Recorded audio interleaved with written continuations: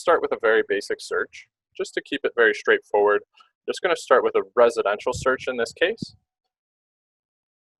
And the first thing that I always do, if you happen to have seen one of my previous sessions, search to auto email, as well as the introduction to Matrix earlier this week, the first thing that I do is I kind of change my status to only include the active ones, to be straightforward, and I also zero out my price.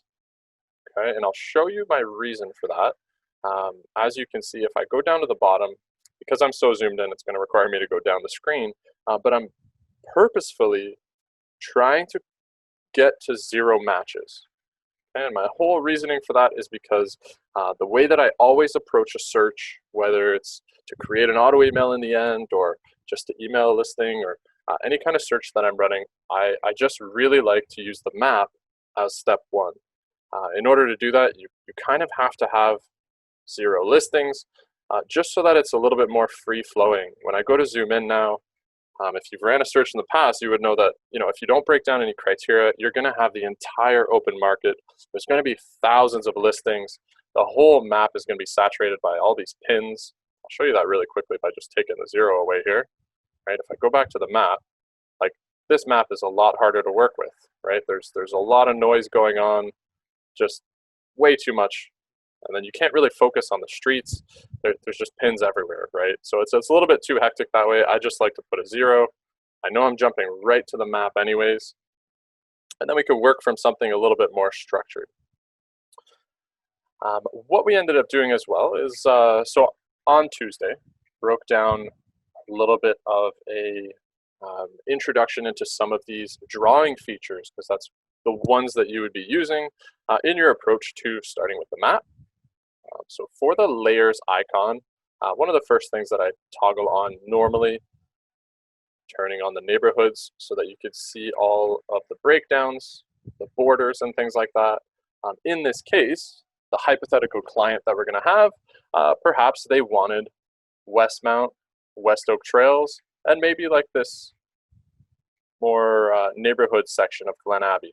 So in this case, with this map, we can very, very quickly select a good portion of kind of what our client is looking for. I'll just do like a rough drawing here, right? If I was trying to get this part of Glen Abbey, anything north of QEW, for example, and then maybe I'll close it off here.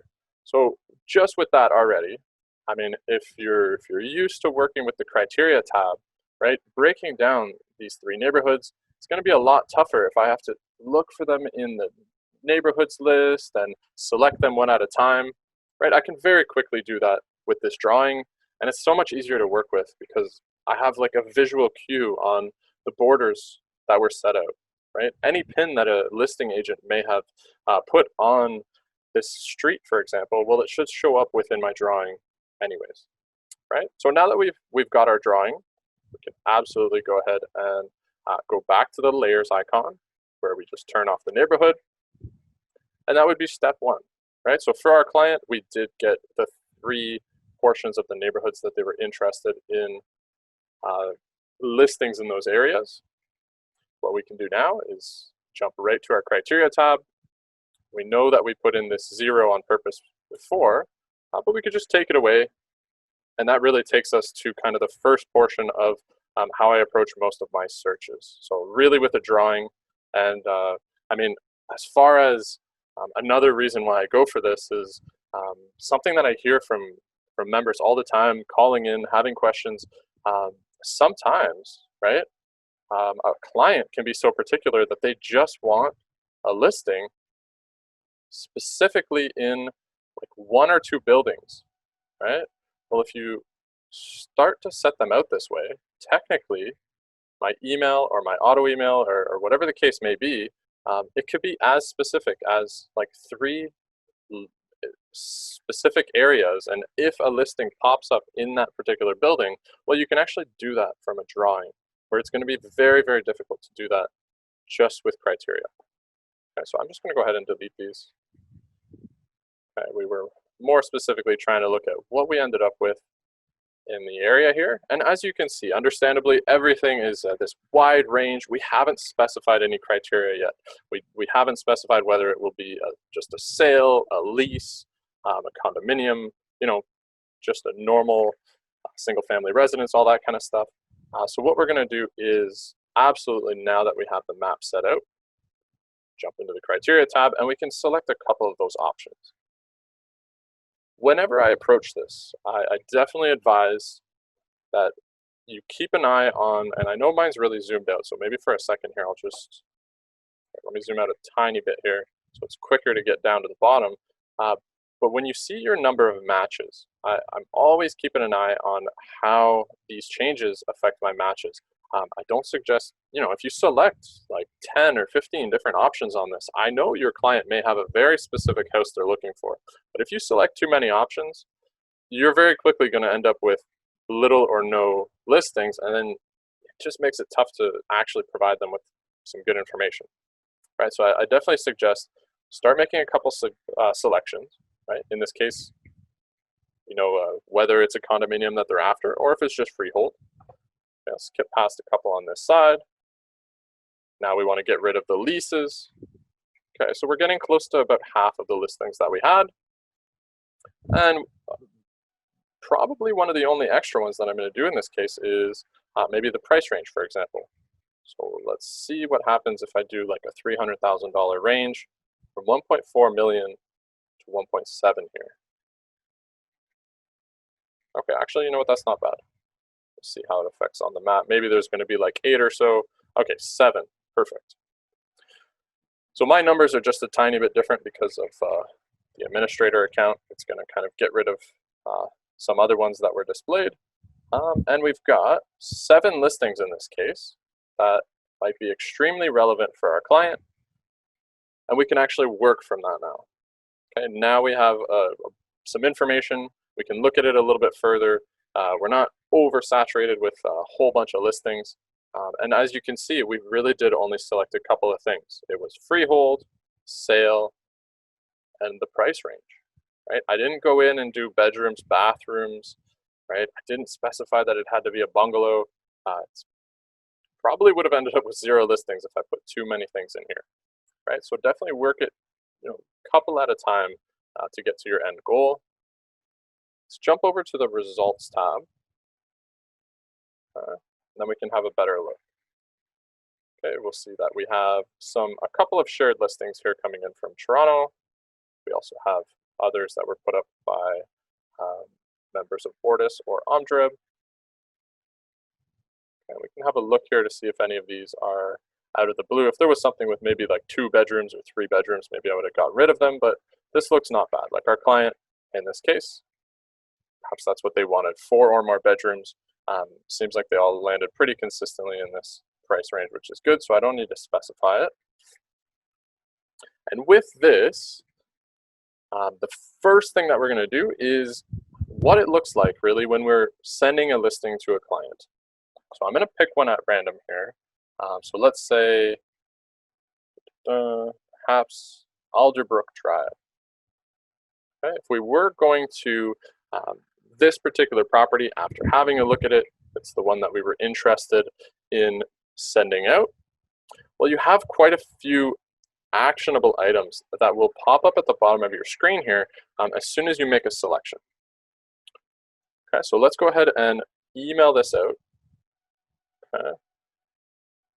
I'll actually do it from the next screen. I could do it right from here, but I think I'll do it from here because I did want to talk a little bit about the display type, actually. So the first thing that I'm going to do is go to the bottom here of the listing, just with the way it's showing up. You're still going to see the exact same action bar here. If I go ahead and email this particular listing, let's just send it to ourselves in this case.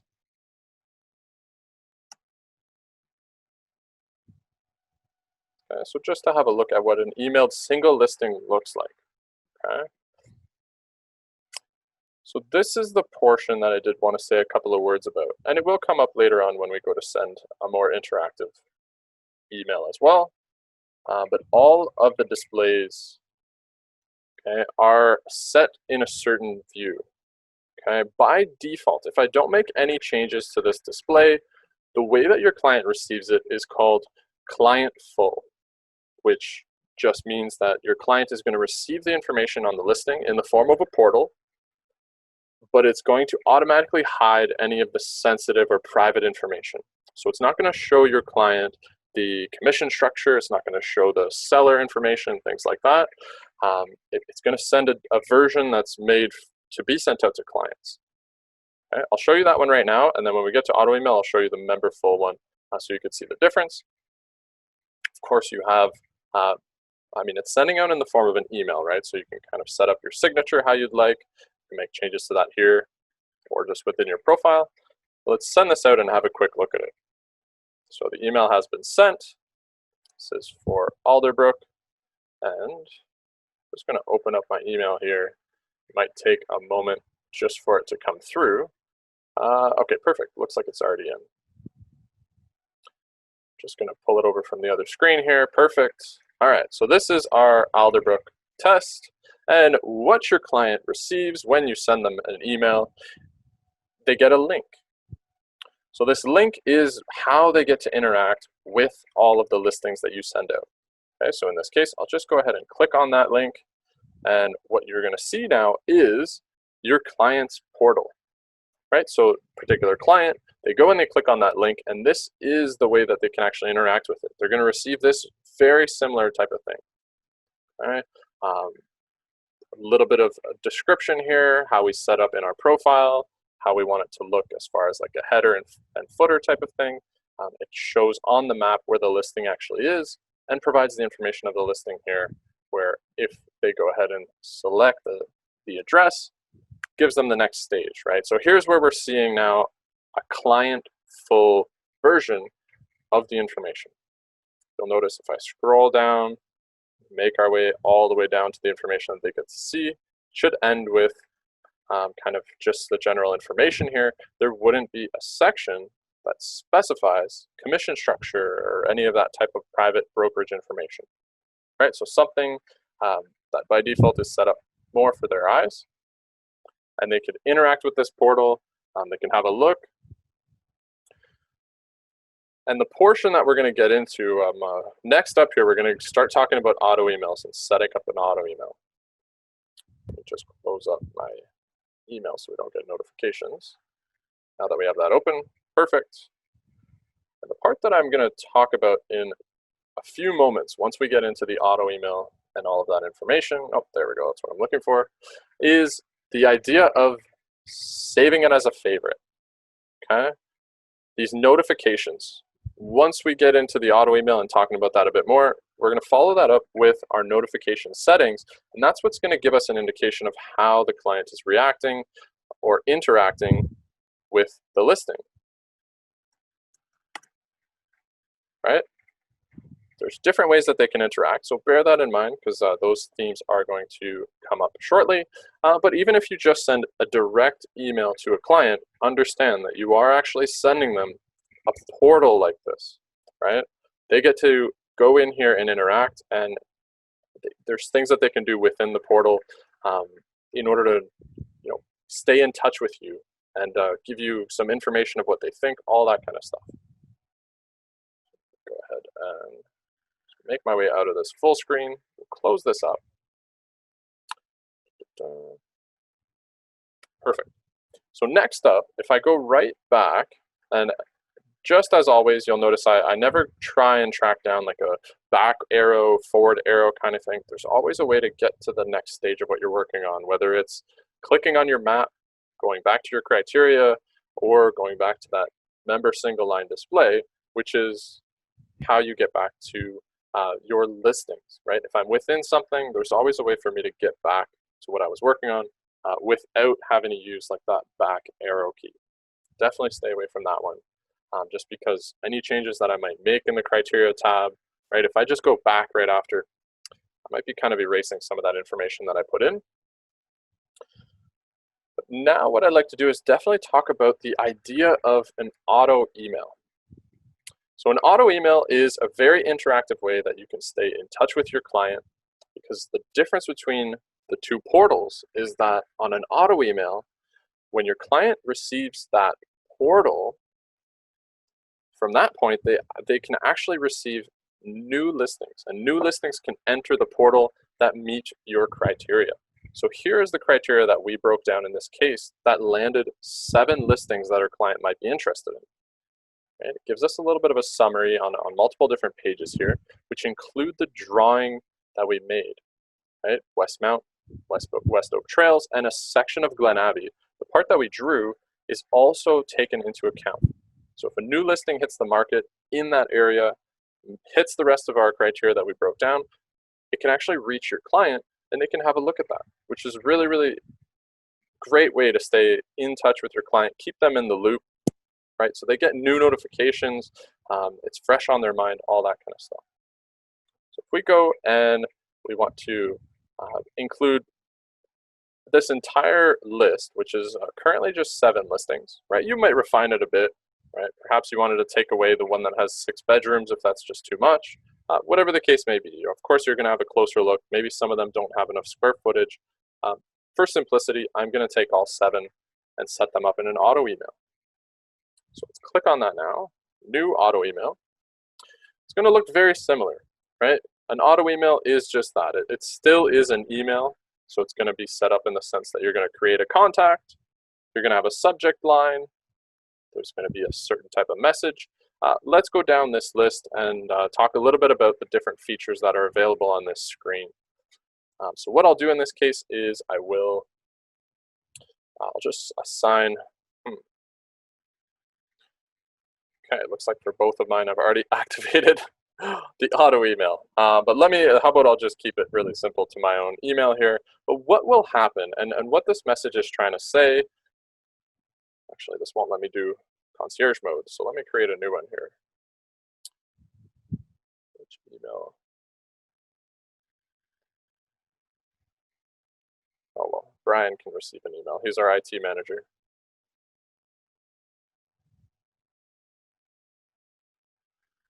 Let's do this so that he doesn't get bothered, actually. Why not? Okay, so I set up kind of a false client here, being if Brian was the client that we were trying to set up with this auto email. Okay, so we have a kind of Brian number 2 here. Let's give it a subject line, and for this, I mean, so for your auto email, depending on how often they receive the notifications, we're going to see that towards the bottom of the form. Either way, they are receiving an email that kind of notifies them of the portal, right? So you can be as personal as you want on this title. It's sending them an email, right? So really, really up to you. I can go.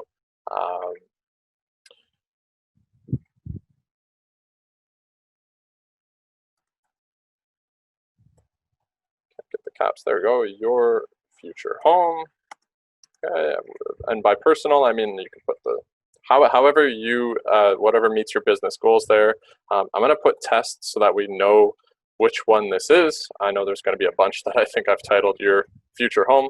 So this one, just so we remember, is going to have the title test.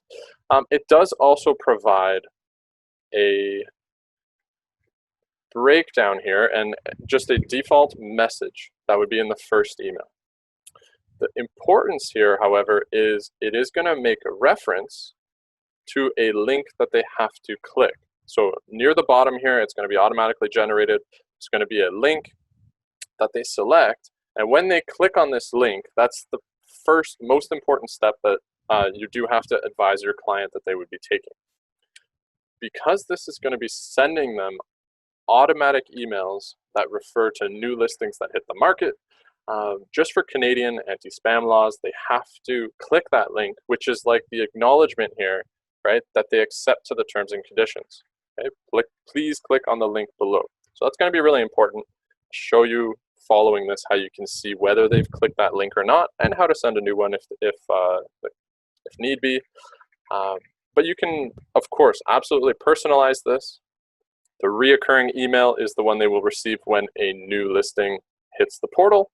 So, right, it's very basic. This one, you can absolutely type something up that's going to meet your preference a little bit more. And just like the previous email, you can absolutely edit your signature right from this screen if you did want to include something that fits your branding a little bit more. and a little bit more personal as well. Very similar to our previous page, it does give us a breakdown of the criteria, right? The area that we actually drew on the map, the 3 or 4 things that we selected, as well as our price range in this case. So in 3 days, 4 days, if a listing lands in that part of the drawing on West Oak Trails that is like 4.5 million, and then meets the rest of our information, well, it is going to reach our client. If we want to have a little bit more control over what actually makes its way to the client, and maybe what we want to filter out if it's just not going to apply to them, the option that you have is called concierge mode. It's right here.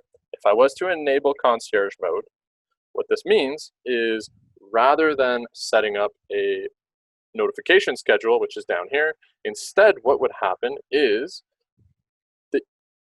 there would actually be a little notification when I log into Matrix on, let's say, Saturday morning. When I log on to Matrix, there'd be a little notification on the top left-hand side saying, hi, you have 1 portal with 2 listings to kind of approve, right? It would give me a little banner, much like the banner that we saw when it said new email has been sent, right? Well, it'll just have this little notification on the top of your screen where it'll indicate that there might be something for you to have a peek at. So this is it's got pros and cons, right? Which means that if you're not on top of it, your client is not receiving anything. Okay, whereas if you keep the concierge mode off, right, they're going to receive more notifications. It doesn't give you as much manipulation over it. If there happen to be 1 or 2 that you wanted to filter out and say, hey, you know what, don't send those to my client, that's not going to meet their very strict guidelines for what they were looking for, right? However, the difference here is that if you do something like as soon as possible, well, what would happen is if a new one lands in their portal on Saturday morning, well, they'll also receive an email paired up with that. It'll say this exact recurring email message, hey, 1 or more listings have met your search criteria. Here's a link where you can go and view it. Well, that'll happen, in this case, every single time a new listing hits their portal. It's going to be important if you choose this option that it's specific enough, right? You technically can send a portal to a client that has 500 listings. Nothing's stopping you from doing that. So just be careful, right? This one felt refined enough that I'd be confident that they're not going to get bombarded, right? I'd be very surprised if they got more than like 3 listings in the next week, for example, because we did such a specific little drawing in the area they wanted.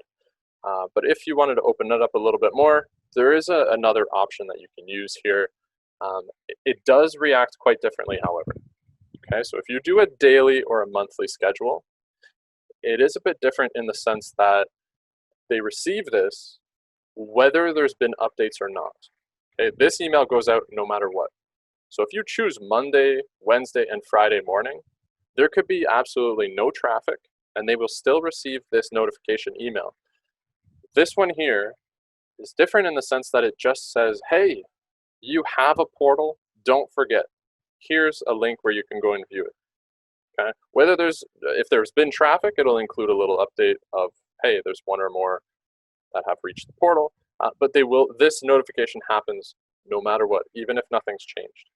Okay, the important thing to notice or to keep in mind as well is that at any time that your client goes in and views their portal, right, they don't have to wait for a notification. The notification is like they can go in on Friday and have a look, and then Friday again in the afternoon and have a look, and they might notice that the new listing hit before they even see the new email, right, or the notification email. So bear that in mind. The 2 are not stuck together. It's like your client is free to go. They can go in that portal and as often as they'd like to keep in touch with what's going on. What I'm going to do, however, is I am going to keep concierge mode disabled in this case. I'm also going to go with as soon as possible, which what would happen for this client, Brian Gaskell, is they would be receiving an email every single time a new listing goes in. Go ahead and save that. We'll see that banner, very similar to the banner for concierge mode, right? If I logged in and had concierge mode on for some auto emails, I think the banner is like blue or pink, but it just says, hey, a couple auto emails need your attention.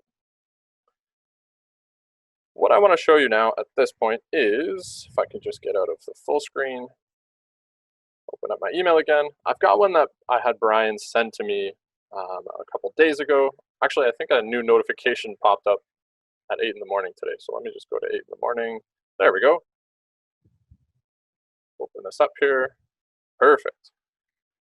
All right.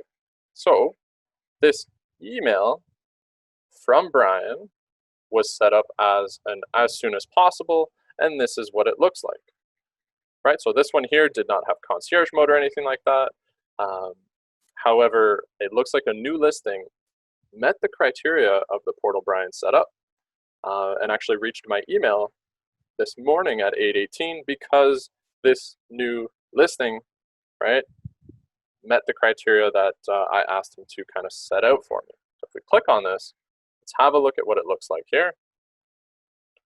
Okay, so you'll notice that Brian being my representation in this case, he's got his own kind of profile picture and how he wanted it to look a little bit. But here's the difference now. We're now looking at a portal of an auto email, right? It wasn't just one direct email that was sent. The most recent one that was sent was Sandomir Place. We can also see some that were perhaps here a few days ago.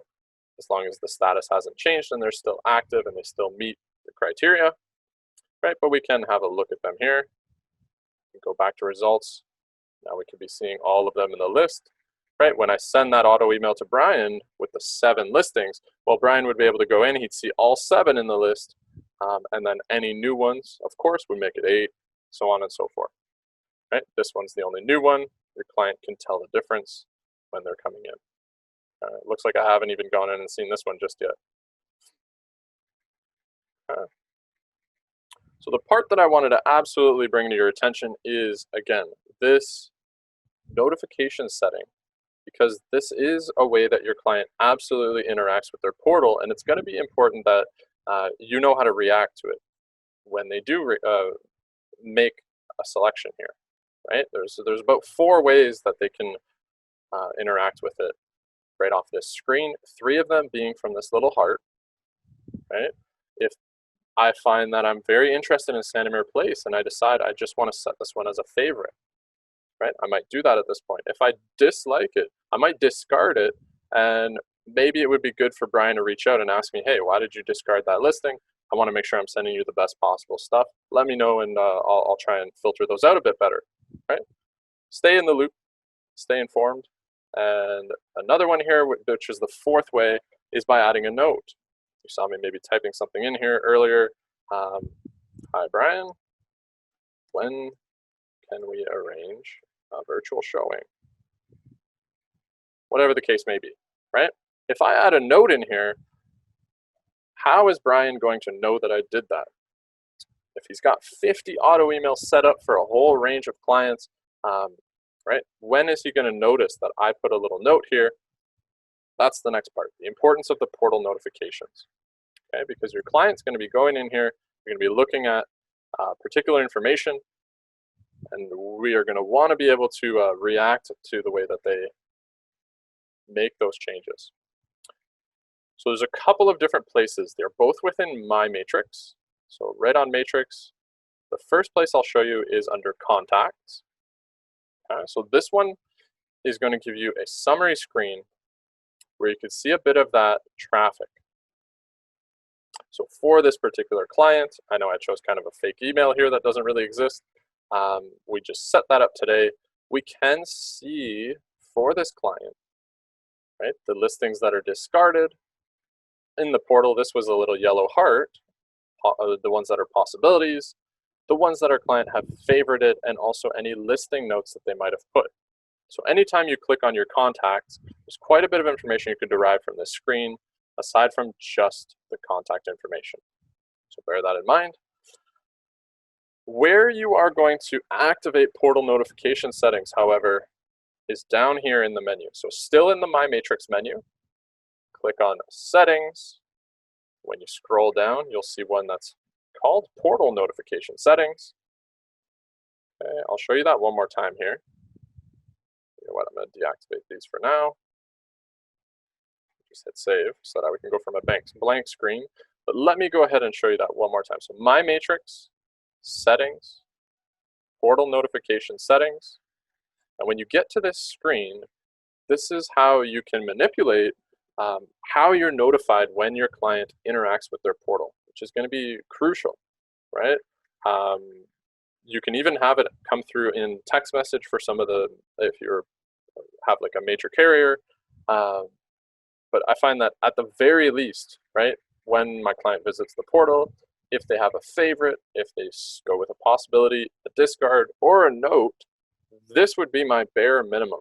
Like, I feel like this is, at least I need to be notified of these things. And what would happen is if I select to be notified by email, right away, it would, like, my client visits the portal. I just set them up in the morning, in the afternoon, they get off work, they visit their portal. I would get an email right away. Brian has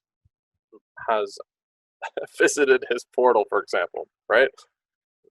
At least it gives me an idea that they're in the loop. I can make a mental note. Okay, perfect. That means that they've clicked on the link, they've activated the portal, right? You start to keep an eye very quickly. You can have an eye on what they're working on. And if they do any of these important kind of selections, if they put in a note, right? I'm not going to have any idea that a note's been inputted in that auto email unless I activate this notification. Then it'll send me an email. It'll tell me that I need to go check it out. It might give me some details about it, and I could respond immediately to my client, right? I wouldn't want that sitting there for a couple of days. So I did have a really quick question come through. What is a possibility? So really good question. It really is. It's extremely similar to a favorite, let's say. I guess it just comes down to however your client interacts with it. Maybe it's kind of like a second tier, let's say, where like maybe the favorite is like a way that they display to us that they really, really, really are interested in this property. And then the possibility is like, all right, if we can't go for that one, maybe this one's a good second choice. But they really do mean kind of the same thing, right? It's gonna depend how your client interprets it, and it's going to be different from client to client. Some of them might think that the possibility is a higher bearing than a favorite, but it really is just two options to indicate that there is some interest in the property. Okay, so I would select at least these ones. You can just select every single thing on this list if you want, of course, but I'd say as a minimum, I feel like these five, at least these four, and possibly these five are the most important ones. And I would just save that on there. So that we get to see how our clients are interacting with those portals. So now, when you go and you see this summary, right, you're going to be able to back it up with notifications in your email. It's not just going to be like this client over the past couple of weeks has like 3 hearts and 2 possibilities. You probably would have gotten the emails and you're already aware of them because they're not notifying you in here. They're just giving you a summary of the interactions. Perfect. So with that, it does bring together those two sides of the actual portal.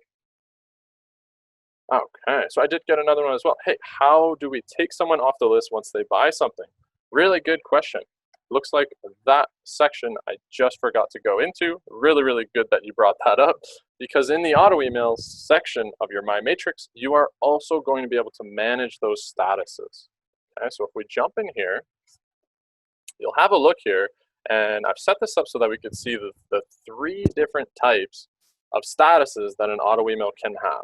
Okay, here are all the test ones that I've created in the past. We know right away that this is the one from today, since I put little test in brackets, and it was for Brian.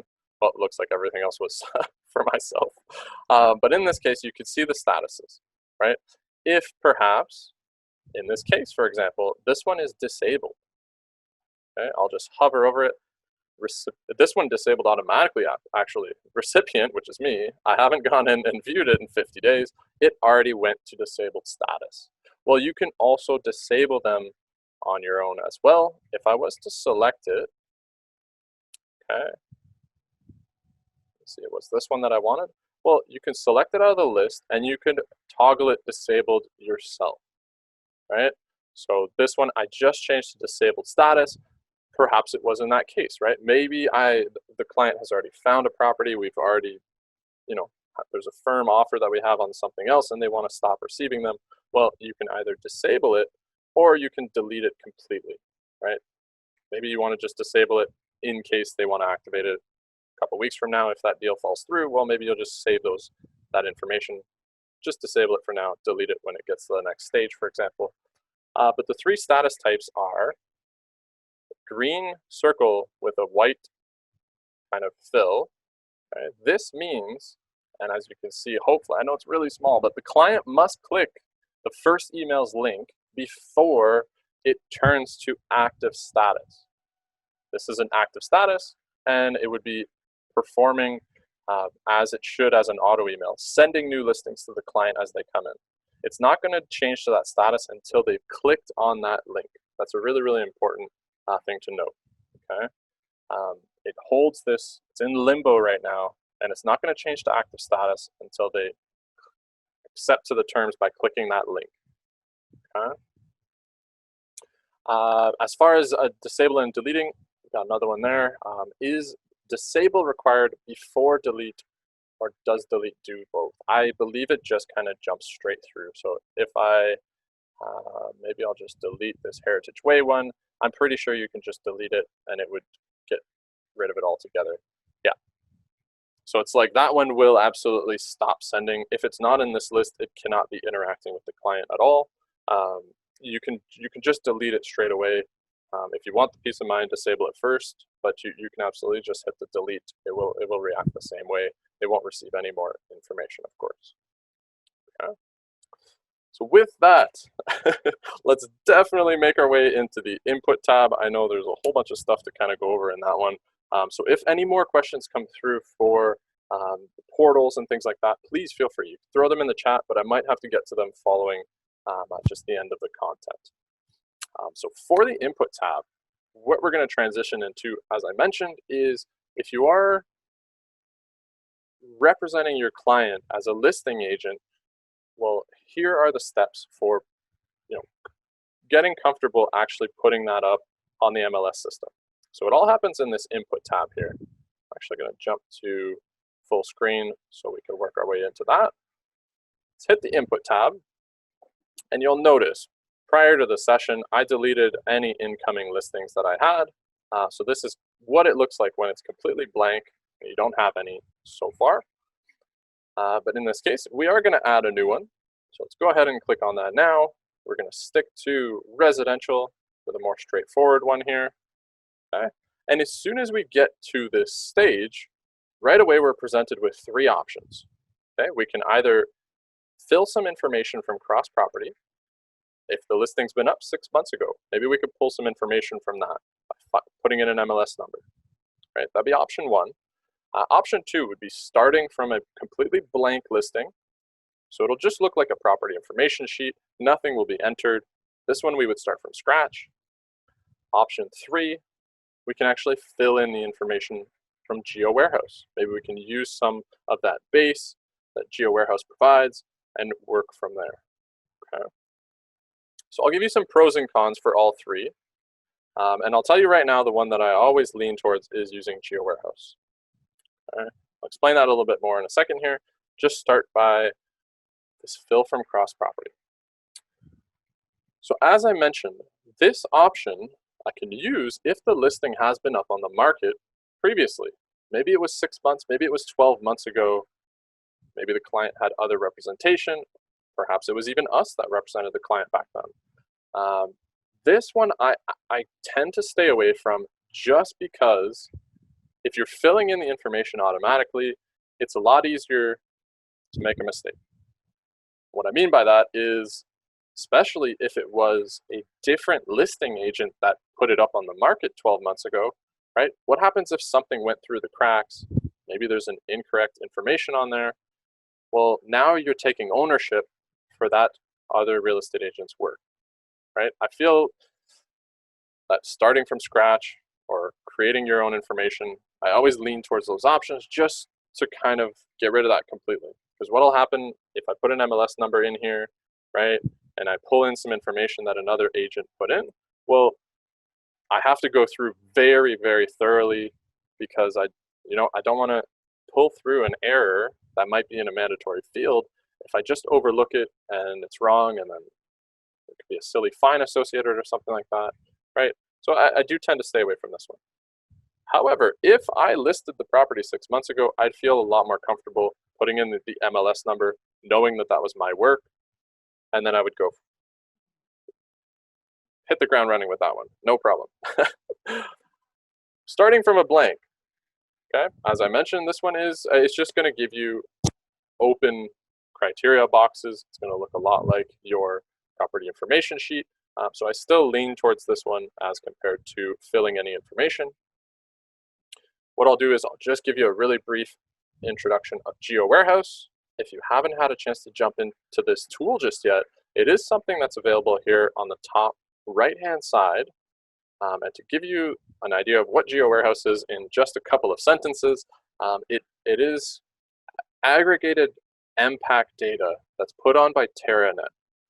Okay, so it's you get to see very, very intricate information such as like property lines, lot lines. It gives you an incredible visual into some of kind of the properties in the area. So I can very quickly, even just by zooming in here, I know our area is kind of around here, right, that we were working with today.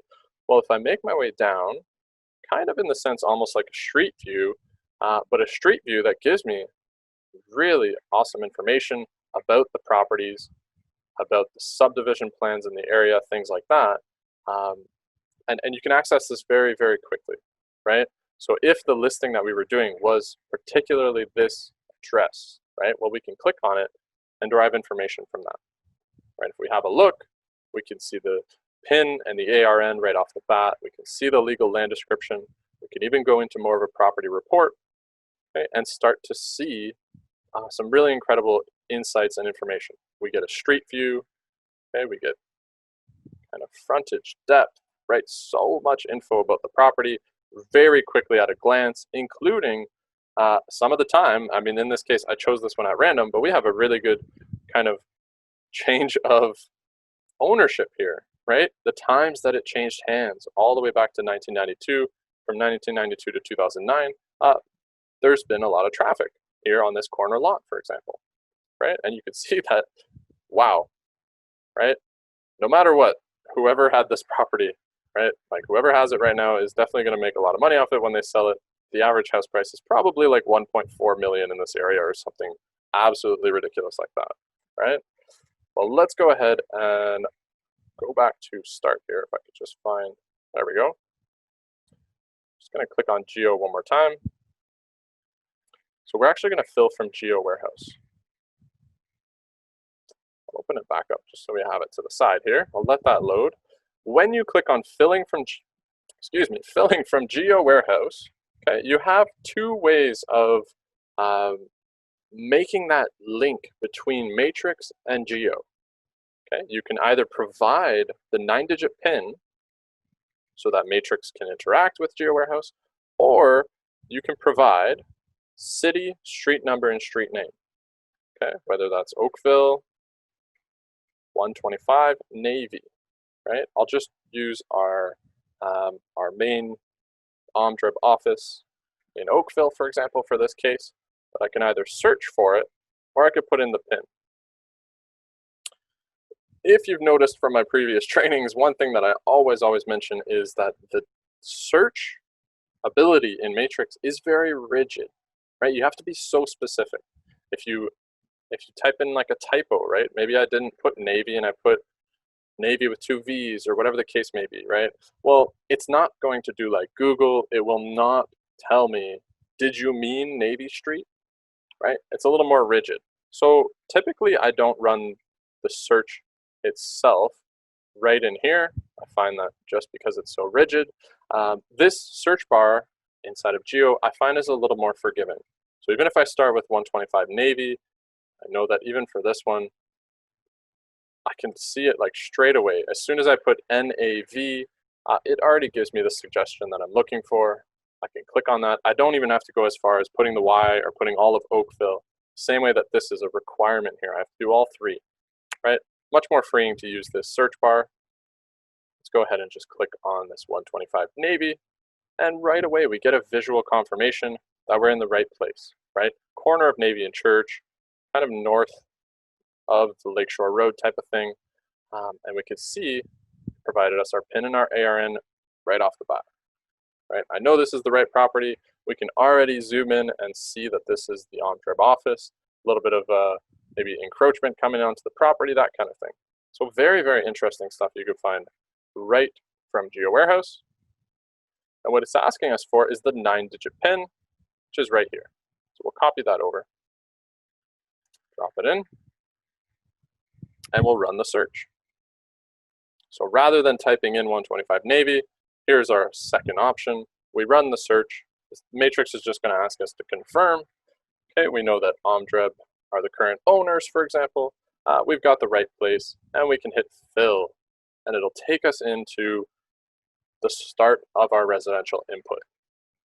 As far as filling from GeoWarehouse, it is not like it's going to give us an amazing amount of information.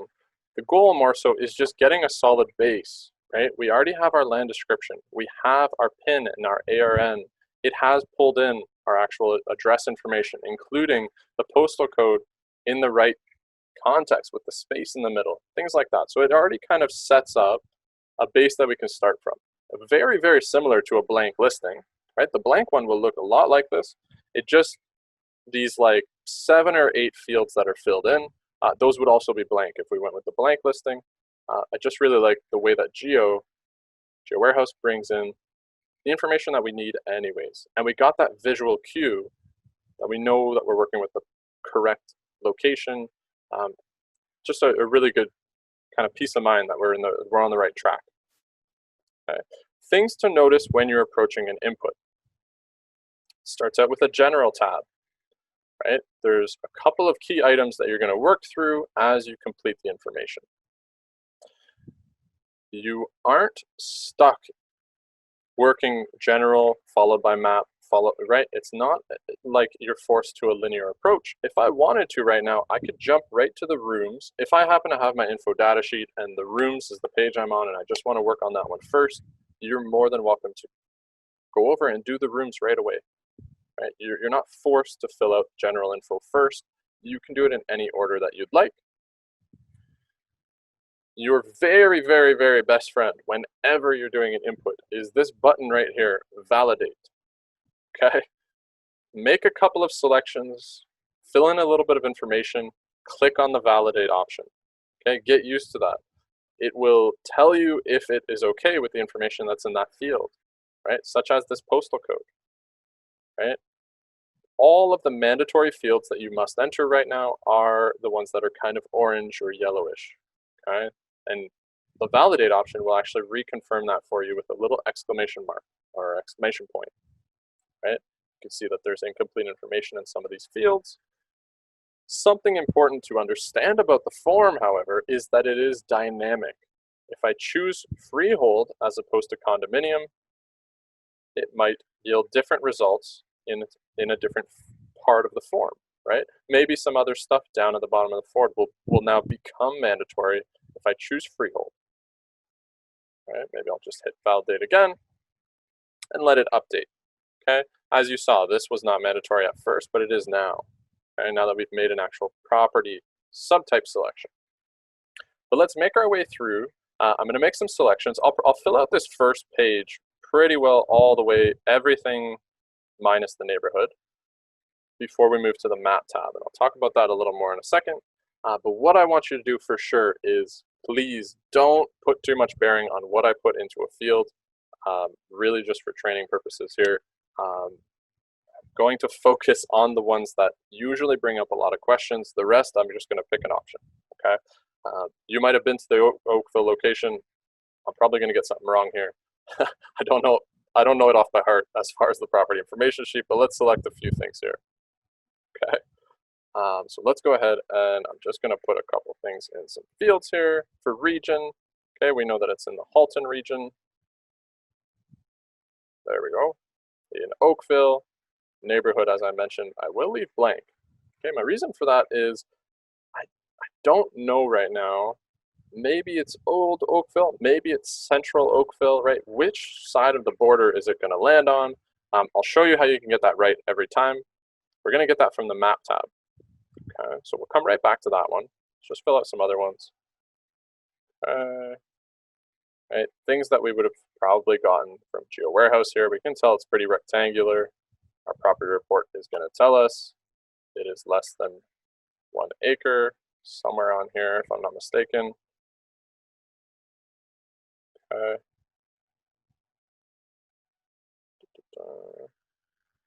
Frontage and depth came through cross street, right? You may type up something a lot better than mine, but I'm just for now going to go with corner of Navy and Church.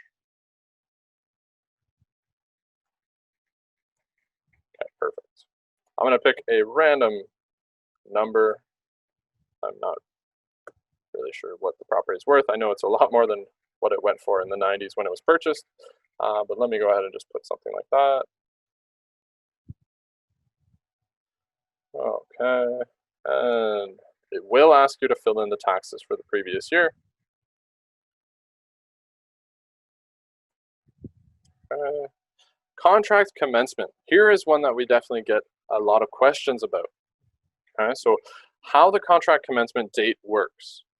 The important thing here is that when you set up this contract with your client. So in this case, if I'm putting up the listing for 125 Navy, and today it was signed saying that I'm going to put it up publicly on the MLS system, right? Dated July 30th. Well, the MLS rule on this is that I must have it up and available on the MLS system within 24 hours, which timing gives me all the way until midnight the following day. Okay, so if I sign the agreement today, it's Thursday, I have until midnight tomorrow night on Friday to actually put this up on the MLS system. But if I signed it today and everything and I'm able to put it up today, perfect, I would just select the 30th. If I'm trying to input this tomorrow, right, I could still select that this is the commencement date. I just have to make sure that I hit the submit button before midnight tomorrow night. That's my requirement with MLS rules. Okay. Expiry date, this one's going to be pretty straightforward, right? Whatever was chosen, I'll just pick something a few months away. Okay, and let's go with flexible. Perfect. So I've selected quite a few here. Normally I would hit kind of validate more than once here before getting the whole form done, but I just for the sake of time, I did choose quite a few options. Quite a few different options here. So let's have a look through the form, make sure everything is good to go. We know neighborhood is going to give us a bit of an indication. Perfect. The rest seems to be done, however. That's what we really wanted to get to. Okay. So let's go ahead and we'll work on our map tab, and by the end of it, we'll have our neighborhood set up. Okay. This next step is going to be extremely important. Okay. When we go to our map, what we're trying to do is set up the pin. Where on the map is this listing actually located? It's so important that you get this correct. You want to be as accurate as possible, okay? Definitely do not try and type in the latitude, longitude. Even if I was like a geo-positioning wizard, I would not put in the numbers myself, right? I would not try to enter something there, no chance. No chance, no chance, no chance, okay? And I'll show you why in a moment. If you've been in my previous sessions, here's where I pull up realtor.ca and I show the nightmare situations of what happens if you do this wrong. Okay, let's go to realtor.ca and have a peek. So on realtor.ca, we only have Canadian listings, right? Just gonna type in a random location so I can get access to the map. But what I'm gonna do is I'm gonna zoom all the way out. Okay, and let's have a look here on the other side of the globe, where I'm going to go all the way over here. And I always hope that they're there and they haven't been fixed just so I can show it for training.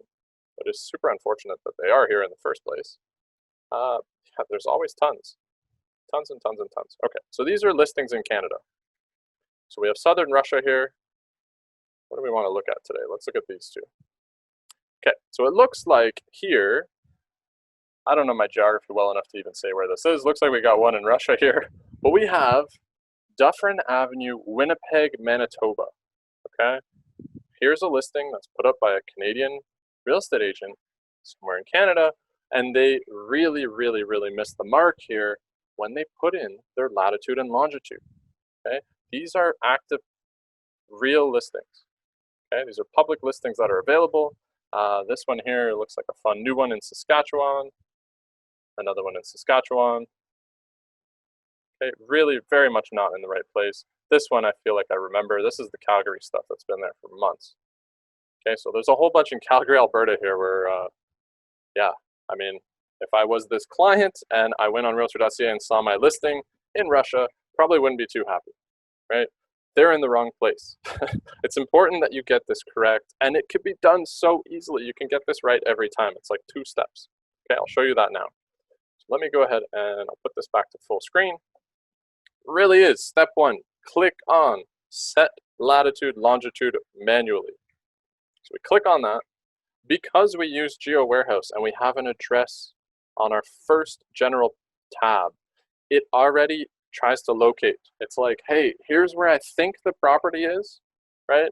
But you can go in and you can specify it more clearly, right? So it just wants us to actually pin it on the map.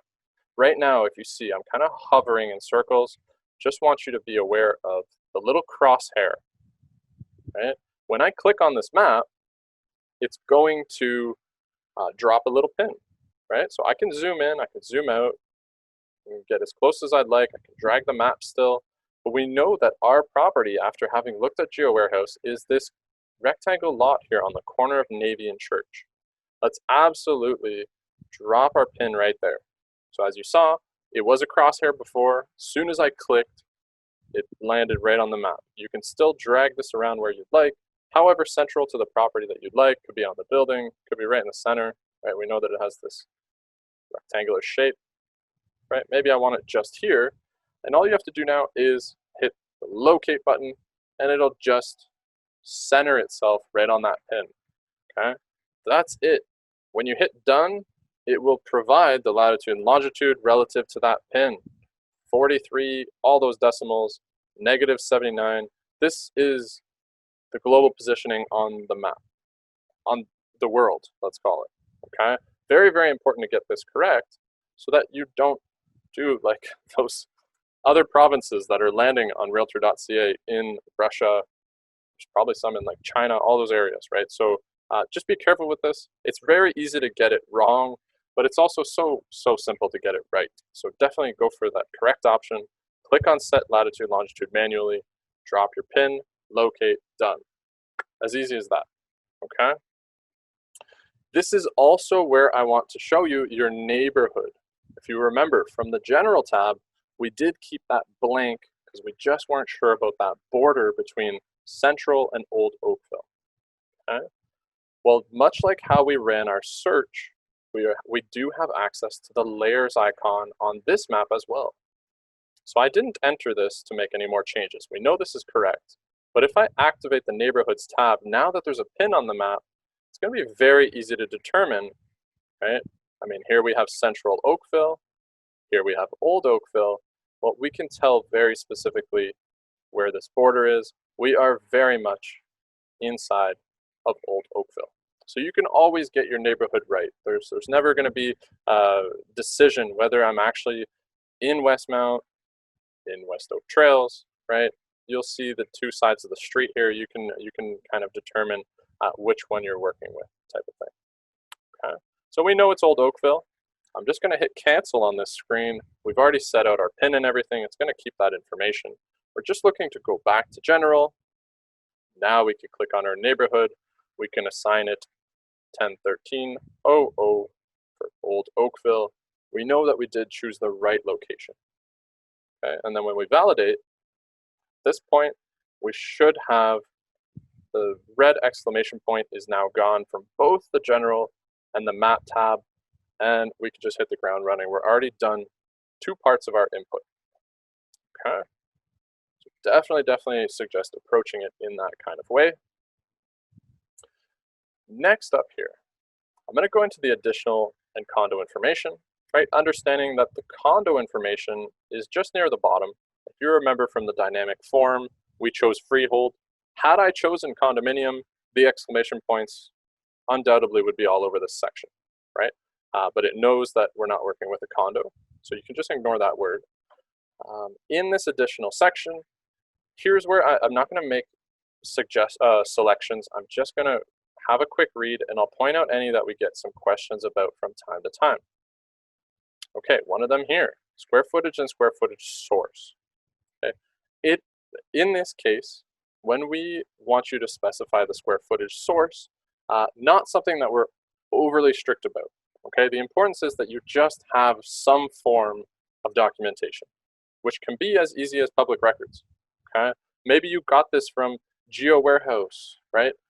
As long as you have something that, because the square footage might be off by 50 square feet, let's say, and if somebody challenges you on that, all that matters is that you can show where you got that number, right?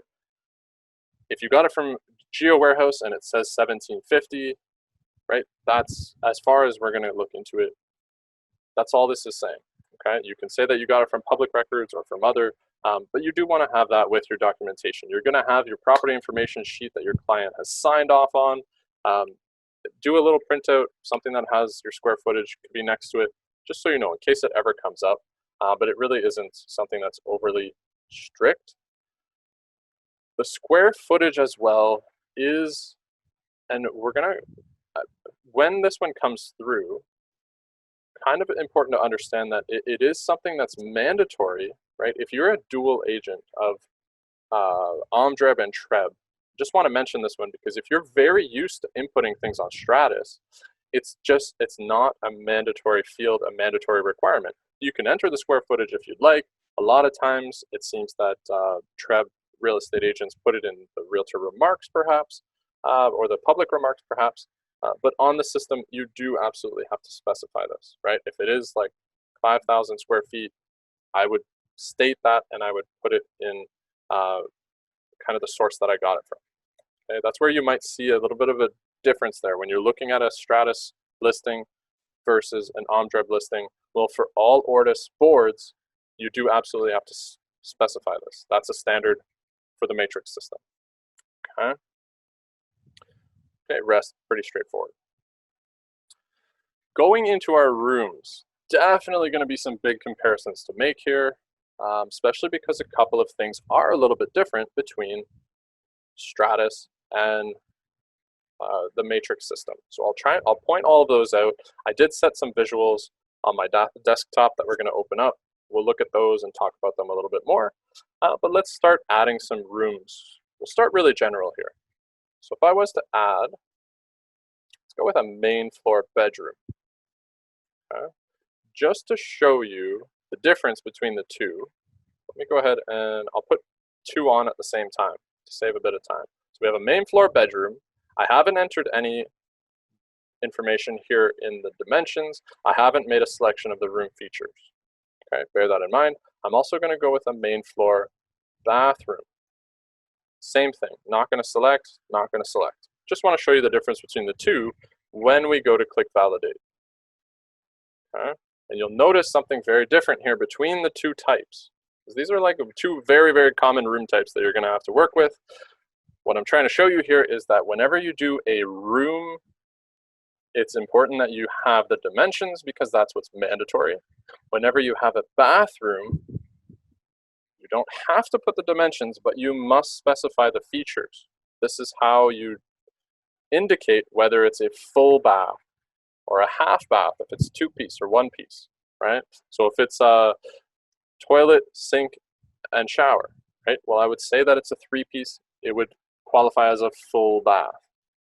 That's your mandatory requirement on a bathroom, okay? If I have the dimensions here, right, and I want to enter them in, please include any information that you have. It's only going to help the marketing of your listing. Definitely put in the dimensions if you have them available on your info data sheet. However, they are only required for rooms. Okay, I'm just going to say it's very general here.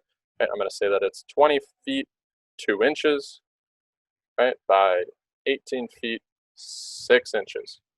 Right? I know it's kind of silly to say, but this length in inch can only be a number between 1 and 11, right? Let's see if it tells us that, right? If it was a 12, right, it would just be 21, 0. That type of thing, right? So just bear that in mind. I've seen that before where I've had people just try and put in like 78 inches. Won't let you do that, okay? It can only be between 1 and 11. So we'll go with 20 feet, 2 inches. Okay, so here we have the dimensions. It's not mandatory that we select anything here, but you're more than welcome to if you have extra information, right? Maybe there is a walk-in closet or something like that that you want to select. The bathroom, again, I don't have to make this selection, just the fact that it is whether a full or half bath, which we've done by selecting 3-piece. Let's hit validate again and see how it reacts now. Perfect. So we've completed a bedroom input and a bathroom input. Okay, I'll show you a couple extra ones and then we'll jump into the comparisons to Stratus. So let's go ahead with a different room type in this case. It's going to be a basement bedroom. Let's say, sure, it's a smaller one. It's 15 feet by 17 feet 2 inches. Okay. You're also more than welcome to make the switch here. By default, they're set to imperial, where you're going to do your feet and inches. If you switch it to metric and then hit validate, it will ask you for the actual meters instead of feet. You can use either one based on your preference. Okay, so let's select that. I'm going to put one more in here. Look like it popped right down to here. We're going to go with another main floor bathroom, just so I can show you a 2-piece bath, which would be a half bath, right? So we have a full bath and a half bath. We have a bedroom below grade, which is in the basement, and a bedroom above grade, which is on the main floor. All right, and let's just hit validate. Perfect. So now we've got 4 rooms set out. I can delete the 5th one that comes on automatically, but you are absolutely going to have to add the details of every room that's on your sheet, right? You're going to put the kitchen, describe it, the living room, office, whatever is available.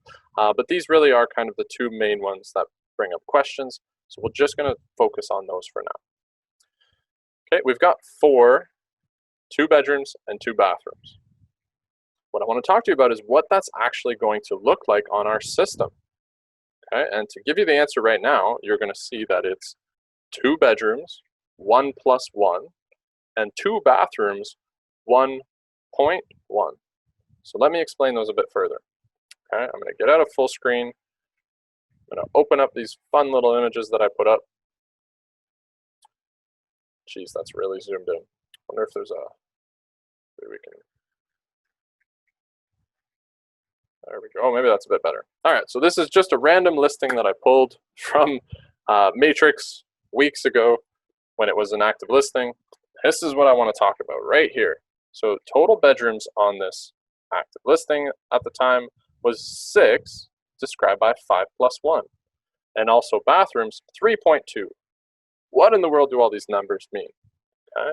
Well, the first number in the brackets is telling us that there are 5 bedrooms above grade, so from main floor to the top floor, and that there's 1 bedroom below grade, which just means it's in the basement.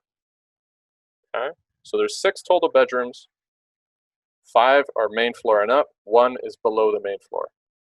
However you want to describe that, whether it's above grade and below grade, main floor and up, main floor and down, or down below the main floor, let's say. Okay. Really important to make that distinction, and I'll show you more of a description on the second image because it looks differently on Stratus, okay? A +1 for TREB agents on Stratus means totally different thing. It means there's a den. This property is probably 6 + 1 on Stratus because it would say all 6 bedrooms at the beginning here, and then it would probably also have a den, which we'll see in a second. Okay, open this up. Here's that other one, full screen, zoom in a tiny bit. Here we can see it a little bit better. Okay, here we are seeing, right, all I did was, it's the same listing, I just clicked on rooms, which gives us the breakdown of the rooms.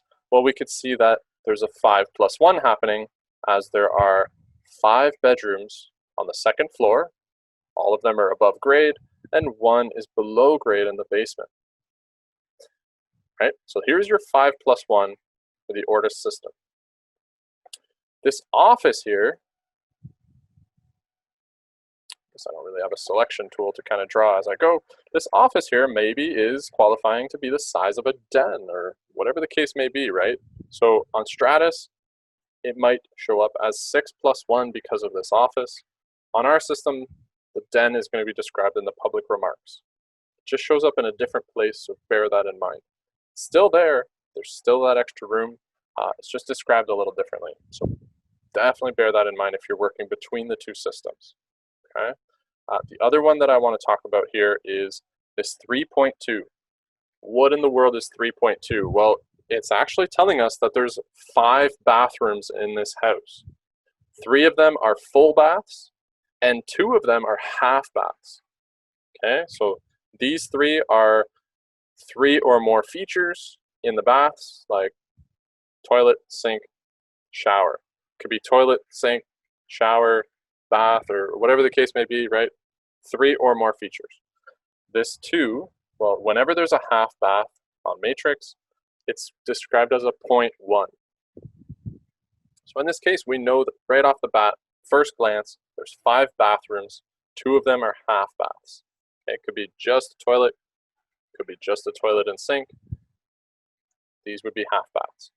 Okay, let's go over to that other image that we have and we can have a better look at that. Well, it turns out we have 5 bathrooms. They're all the orange ones. 2 of them are half baths. 3 of them are full baths. 3 pieces and up is a full bath. 2 pieces and under is a half bath. Okay. The reason why that's so important to differentiate is because on Stratus, every half bath is actually 0.5. So if I was looking at this listing on Stratus, I might actually see 4.0. Okay. I wouldn't know right off the bat that there's 5. I might have to look into a little bit further, and I would notice here that that 4.0 is telling me, okay, there's actually 2 half baths. Okay, but just bear that in mind. For anyone that's a dual member, there are some distinctions to make from one system to the other, okay, to make sure that you got that correct. Perfect. So with that, on to the public remarks. Okay, if you have questions about the bathrooms, the bedrooms, anything like that, feel free to throw them in the chat. Something that I'm going to jump into, and I could definitely do a bit of review and explain a little bit more in the question and answer right at 2:30 if you'd like as well. But I'll just conclude with these last couple topics first, okay? So our public remarks, very important here. First thing to notice is you have 1,500 characters. Okay, whenever you type on this, as you add information, you'll notice it going down, right? But that's a lot. 1,500 is massive, right? I can go on and on and on and on. Massive, massive message. Looks like I've finally gone over. There's our max. We have 1 character remaining, exclamation point. Okay, so this is a very large paragraph where you can be as creative as you want. Please include as much information as of the property as you can. Okay, you have so much space to work with in the public remarks. Please don't just put something like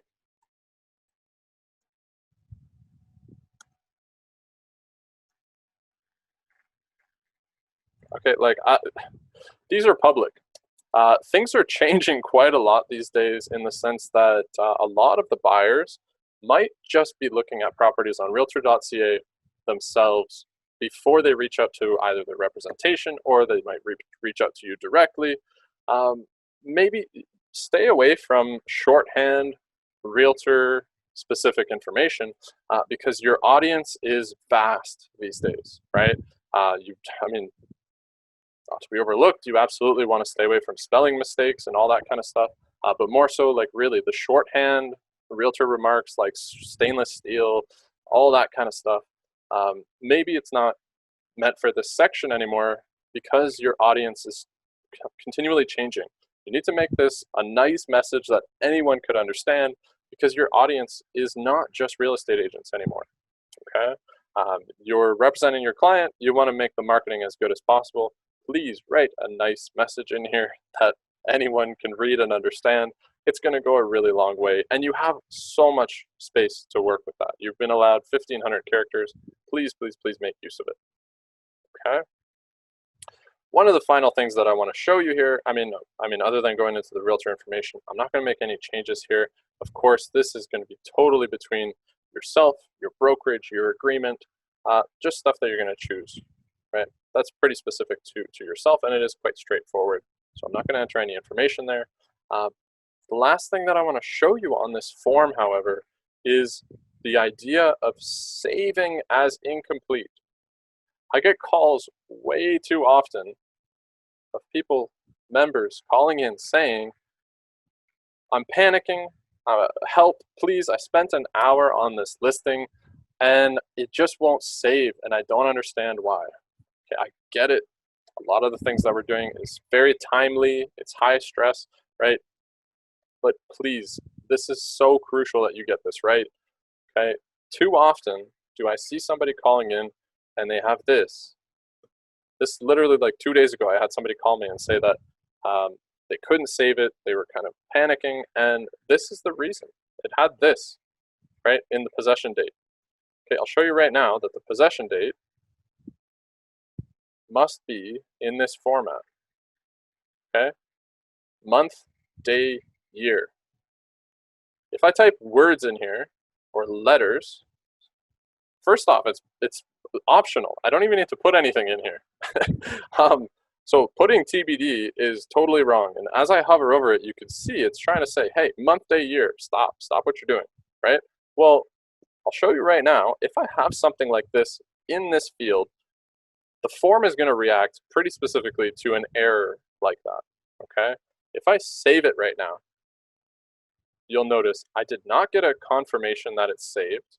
If I make my way down, nothing is yellow or orange anymore. It is just purely focusing on this problem that I've caused, and it's trying to tell me to deal with it before I move on, okay? Might not be apparent at first, but this is super important. I have to get rid of this, okay? Get that out of there, and if I save it as incomplete, even though things might not be fully entered, right? You saw, we had exclamation points everywhere on our mandatory fields. We left a whole bunch of stuff blank. I didn't even do the realtor remarks. You could still save it as incomplete, but you must get this message. If you don't get this message, you did not save anything. This is crucial. I can't even explain how crucial this is, okay? Input succeeded. Your listing has been successfully saved as incomplete. It even provides you an MLS number as a reference, okay? Let's zoom back out. I'm going to continue editing here to show you that one more time very quickly, okay? If I do anything here, there are other things that you could do on the form that might have it react that way. The only thing that you want to do as a mental note here is, okay, I just clicked save as incomplete and it did not confirm that it's saved. So there's maybe something that you need to look into, okay? As soon as you get to this point and you've saved it and you get, this is literally the most important thing that you can see on your screen. If you just spent an hour filling out all those details one by one, you really want to get this for your own peace of mind, okay? But you can save it as incomplete and you can come work on it 2 days from now, it'll still be there, okay? Just important that you get this confirmation. From here as well, it does give you one of your photo adding options. Okay, if I wanted to just save it as incomplete right now, and then I could start adding photos, I could do it from right here. Okay. I'll show you where else you can do it as well. Same with supplements. There's a couple options you can make, or you can go right back into editing it. Maybe you just wanted to save it after the bottom of the first page, and then you can just continue editing. You can even save as you go if that gives you the peace of mind. Okay. What I'm going to do is I'm going to jump to the Home tab. I just want to show you accessing it one more time here. Okay, if I click on input, just like that, well, this looks a tiny bit different now. If you remember last time, it was pretty blank. It looked a lot more like this. Well, now that we have an actual listing saved, we have a quick modify option for it, and we can select it. And when we do, it gives us our modify listing page. It tells us the different statuses that we can move through as we go towards a firm sale. when I go to take this to a conditional sale, when I move it to sold pending, and finally to a firm sale, for example. Or if I needed to suspend it for any reason, or if my client decided suspension, cancellation, whatever the case may be, all of this happens from your input and your modification area. Okay? Yours is going to look very different than mine. Okay? What's available on here is determined by the rules of your brokerage. This is an association staff one, so you're probably going to see like 4 or 5 options. The ones that you're supposed to have access to, you will see. Okay? You will also see the area for your photos, supplements, and open houses. Okay? If I want to add some photos, I can absolutely do that. We can have up to 50 on the listing. It tells you a good pixel size for the photo itself, and it will accept kind of as you go and you browse for the photos that you've set out. You're going to see like a little preview of all of them as you add them on, and you can have up to 50. So bear that in mind. Okay. Let me go ahead and just hit cancel here. I'm not looking to add any photos. And the final thing that I want to show you relative to this listing as well is the idea of how can you preview it even though it's not fully completed yet. Okay, and you can see that in your My Listings section. If I hover My Matrix and I go to My Listings, because I saved one as incomplete, in this drop-down, you can make your way to your incoming listings. Sometimes it'll just go there for you by default. So that was My Matrix, My Listings, My Incoming Listings, right? There's a whole bunch of different ones here that you might be able to look through. The one we're looking for is incoming, as we have not posted this one to the system yet. We haven't submitted it. It's just incoming, saved as incomplete, but we can view it. Right? You'll notice I didn't choose a picture for it or anything like that just yet, but we can see some of the things we worked on. We can tell very quickly that we did create a 2-bedroom, 2-bathroom, 1+1 because one of them's in the basement, 1.1 because one is a half bath, right? Some things that we kind of learned and looked at, well, we can start to see what it's going to look like for anybody that's viewing this on the system. Okay? It even converted and included the dimensions in metric, even though I only inputted them in imperial. Things like that. Okay? So have a look at what gets created, how it comes into play, and you can even see some assessment information that came through. Looks like this would have pulled in from Geo Warehouse, things like that. Okay? Your PIN, your ARN, and one of my favorite things that happens when you pull information from Geo is that it actually provides this little link here to Geo Warehouse. Anyone could just click on it and see the property information on Geo Warehouse, if it ever loads. I'll give it a second here, and it should just put us like right into that PIN or that information. Perfect. So we're right into 125 Navy. Any real estate agent that's looking at this on the MLS system can actually just click on that and go right to the property information from Geo Warehouse as well, which I find extremely useful. That only happens if you provide both the ARN and the PIN, which is these guys, if I'm able to find them. Right, here's my ARN. My PIN was kind of higher up, it looks like, but this is kind of a long strand of digits. I don't want to be entering this one at a time. I don't even want to make a mistake copying it over. Letting it just pull through from the Geo Warehouse input, I think, is always the best way to get this right, and have this little Geo Warehouse icon for anybody to click on. Okay. So with that, we're just about to roll up on our 90-minute mark for the session. What I would like to leave you with is just how you can access the video training bank. I'm recording the session today. It may be a couple of days before it's posted up on the OMDREB website, but I do want to show you how you can access it or any previous ones that we have completed so far. So if you make your way to omdreb.ca and you go to your members area, okay, it'll ask you to log in with your OMID and password. And if we make our way in, hopefully this looks familiar. It's where you're going to look at your profile information, all the fun stuff that refers to your account.